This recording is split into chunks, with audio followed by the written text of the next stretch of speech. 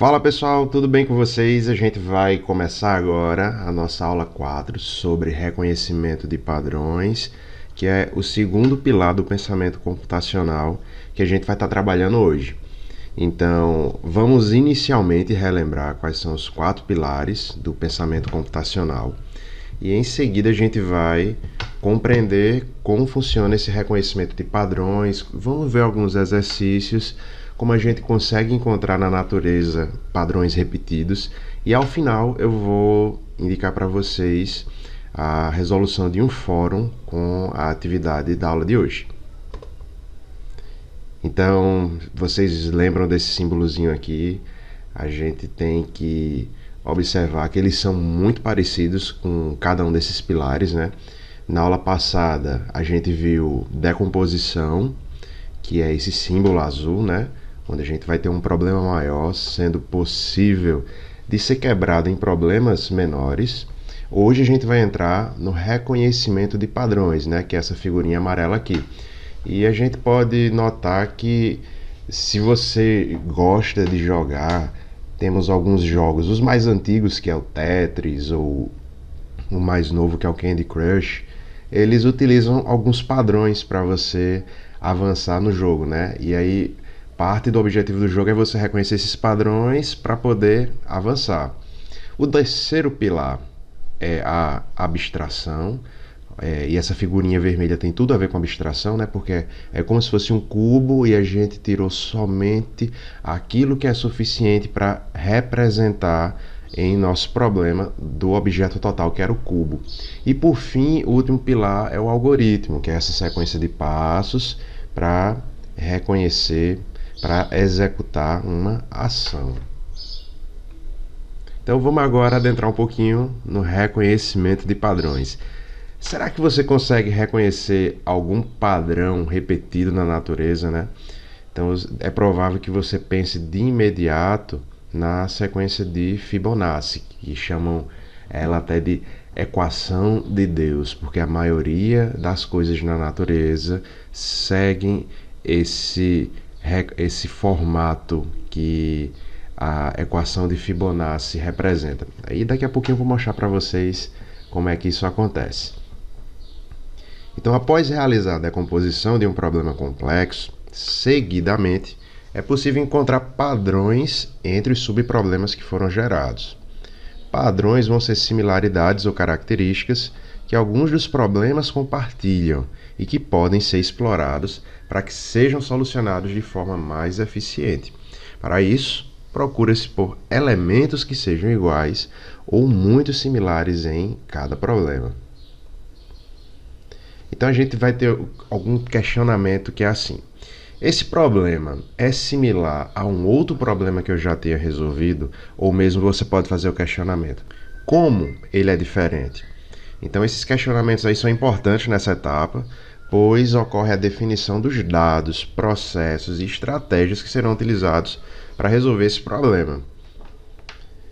Então vamos apresentar aqui um probleminha do identificar raça de cachorro. Se por um acaso você quisesse desenhar de uma forma minimamente abstrata um cachorro e representar vários cachorros de forma diferente, então que características a gente pode observar que todo cachorro tem?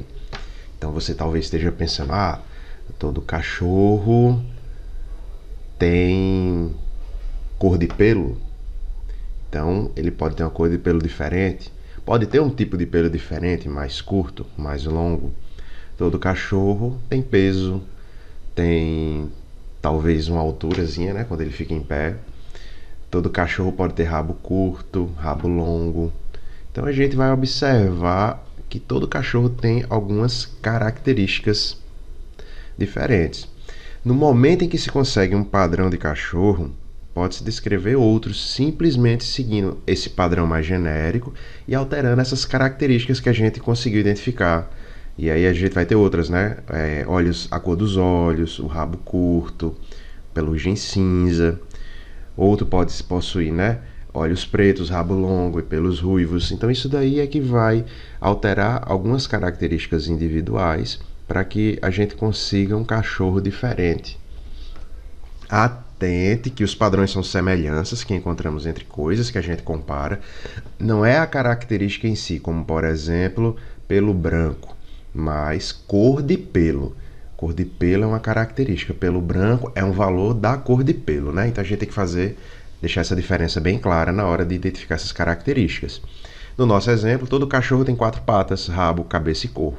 Se você quer desenhar diversos cachorros, basta a partir desse padrão e com pequenas variações, poderá desenhar milhares de diferentes cachorros.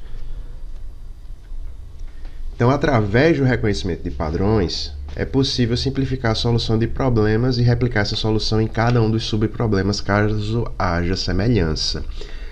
Lembra que a gente conversou algumas vezes em sala que a figura do aluno ela possui muitas características, mas, por exemplo, para a faculdade, para a UNP, não são todas as suas características que são importantes para o nosso software, para o nosso sistema de gerenciamento.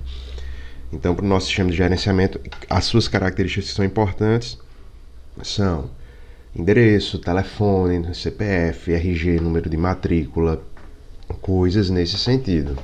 Então, a gente consegue elencar essas características e salvar uma abstração de cada aluno que varia de acordo com essas características. Quanto mais padrões se consegue encontrar, mais dinâmica e rápido é a macrosolução. Então, tu já pensou também se o nosso sistema pudesse pegar mais características suas, de repente, altura, peso, pressão? Já pensou que se, ao invés do exame anual de trabalho que nós fazemos de verificar a pressão, todos os alunos também pudessem passar por isso, como o sistema poderia ter mais dados sobre você e, a partir desses dados, fazer uma oferta de recomendações cada vez maior.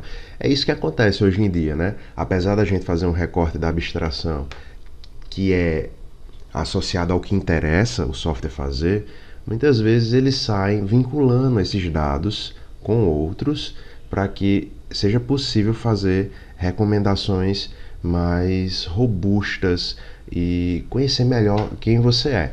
A gente já viu o exemplo também do Netflix, né? Se a gente falar perto do celular o nome de uma série que está no Netflix, é muito provável que quando você abre o Netflix, essa série já esteja aparecendo para você. Ou seja, baseado no teu contexto, o software traz aproximações que te deixam que deixa o uso dele mais confortável para você. Algumas pessoas talvez possam achar que isso é um pouco invasivo, né? Mas a ideia é que você consiga utilizar o software de uma maneira mais inteligente e que ele atenda às suas necessidades. E se quiséssemos desenhar um cachorro a partir de um padrão, né? Aí a gente teria do lado esquerdo o cachorrinho ali genérico, e a partir desse cachorrinho genérico, quando a gente preenche as características dele, né? Olho azul, olho preto, aí novos cachorros são desenhados. A gente pode fazer uma replicação desse padrão identificado e fazer as suas várias réplicas a partir desse molde genérico. E se não existisse a etapa de reconhecimento de padrões? O que é que vocês acham que ia acontecer se não existisse? Então, se não existisse uma forma de bolo e eu tivesse uma forma de pão, né? Porque o bolo é muito líquido. Pense que você vai fazer um pão, um panetone, e que é aquela massa mais molinha, né? Se não existisse a forma, a gente teria que desenhar aquele molde todas as vezes que a gente fosse criar um panetone. É a mesma coisa que acontece caso não existisse essa etapa, né? A gente ia ter que, no caso do cachorro, retornar à etapa de identificação das características dele e fazer todo esse processo de mapeamento, de reconhecer essas características novamente. Uma vez que isso está pronto, a gente consegue só alterar valores da característica para gerar novos desenhos do cachorro. E esse retrabalho não seria impossível, né? Mas vai desacelerar o teu processo aí de desenho ou de desenvolvimento e vai tornar a execução morosa e desnecessariamente repetitiva, além de ineficiente, e ainda também corre o risco de aumentar a possibilidade de erro humano, porque você está sempre desenhando a mesma coisa, eventualmente você pode não desenhar no mesmo padrão. Olha aí o Fibonacci na natureza, né? Essa conchinha aqui. A sequência de Fibonacci diz que o valor, um próximo valor é sempre a soma dos dois anteriores, né? Então a gente pode dizer que o raio de cada circunferência vai ser a soma dos dois anteriores. Como é que isso fica em termos de equação, né? Vamos analisar agora a sequência de Fibonacci, né? Ela tem o primeiro e o segundo valor dessa sequência. O primeiro é 0 e o segundo valor é 1. O terceiro valor dessa sequência vai ser a soma dos dois valores anteriores. Então, F2 ali seria 0 mais 1. Então, o resultado seria 1. No entanto, o F3, que é o quarto valor da solução da equação, vai ser a soma dos dois anteriores, que seria 1 mais 1. Então, a gente teria um F3 com o valor de 2. E o F4 com a soma dos dois valores anteriores, que seria o quê? 2 mais 1, totalizando 3. E aí ele segue nessa sequência, e é onde a gente tem esse formato desse raio da espiral sendo cada vez maior, porque ele é equivalente à soma dos dois valores anteriores. Note que para resolver o F4, é possível reutilizar resultados já resolvidos nas etapas anteriores, e todos os cálculos podem ser representados através de uma fórmula que vai generalizar as demais, ou seja, a gente encontra um reconhecimento de padrões. Vamos fazer agora o teste de similaridade. Qual é o elemento que vai completar essa sequência? Isso é bem fácil, né? Se a gente tem uma bolinha preta, bolinha branca, bolinha preta, bolinha branca, o próximo item é bolinha preta. Então a gente observa uma primeira característica muito simplória da similaridade. Segundo teste, pergunta qual é o elemento que vai complementar a sequência a seguir. Então, se a gente tinha 1, 2, 4, 8, então tem aluno que olha aí e diz 12, porque não sei porquê, né? Porque não faz sentido ser 12. Na verdade, isso aí é o valor das potências, né? 2 elevado a 0, 2 elevado a 1, 2 elevado a 2 é igual a 4, 2 elevado a 3 é igual a 8, 2 elevado a 4, 16. E a gente pode também ver um outro teste para identificar a similaridade quando a gente tem códigos que equivalem a letras para traduzir uma palavra. Então a gente vai ver. Note que a gente aqui não tem um vocabulário, né? A gente vai ter só palavras e a partir das palavras que a gente recebeu, tentar escrever uma próxima, que seria amor, né? A letra A vai ser o símbolo de espadas, né? Do baralho.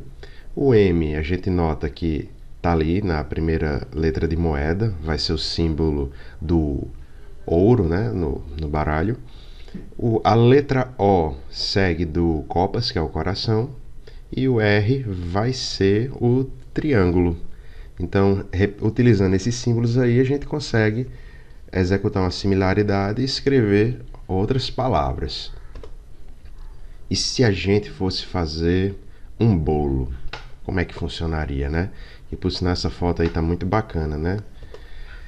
Então, requer uma solução para uma série de problemas menores, como por exemplo, que tipo de bolo você vai querer cozinhar, quais ingredientes você vai precisar para adicionar nesse bolo, quanto de cada ingrediente você vai precisar, quando, né, você vai colocar esses ingredientes, porque você já deve ter percebido que para fazer um bolo você não pode jogar tudo de uma vez.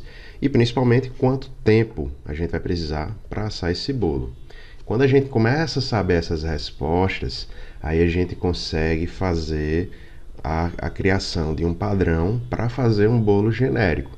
Então a gente consegue afirmar que todo bolo vai precisar de uma quantidade precisa de ingredientes específicos. Os ingredientes vão ser adicionados num determinado horário. Cada bolo vai assar por um período específico de tempo. Então tudo isso são características que vão variar, mas são valores da característica, né? A característica pode ser tempo de assar o bolo, mas o valor que a gente atribui é o que vai ser variado na execução desse padrão. E pessoal, agora a gente vai responder um fórum. A atividade que era prevista para a gente fazer em sala de aula era uma dinâmica um pouco diferente mas aí a gente vai usar o fórum de discussão no nosso ambiente virtual e a sua resposta nesse fórum é que vai computar a sua presença nessa aula de hoje. Então você pode responder ou pode comentar a resposta de alguém, que vai funcionar também como presença. Evitem respostas monossilábicas.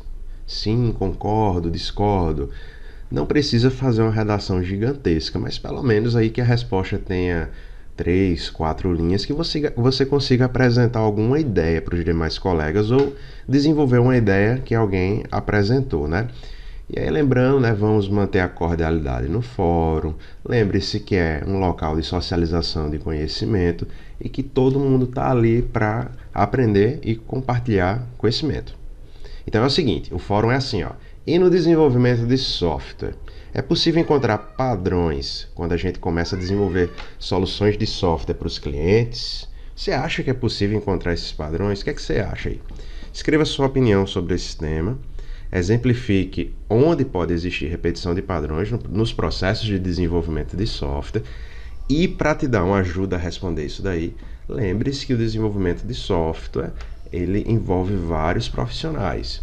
E talvez o desenvolvimento de um software para celular seja um pouco diferente de um software para web, que talvez seja um pouco diferente de um software desktop, que talvez seja diferente de um desenvolvimento de jogos. Então, vamos debater um pouco sobre isso nesse fórum e diz aí o que é que vocês acham sobre esse assunto. E a gente fica por aqui, pessoal. Semana que vem eu estou disponibilizando a nossa próxima aula. Valeu, até a próxima!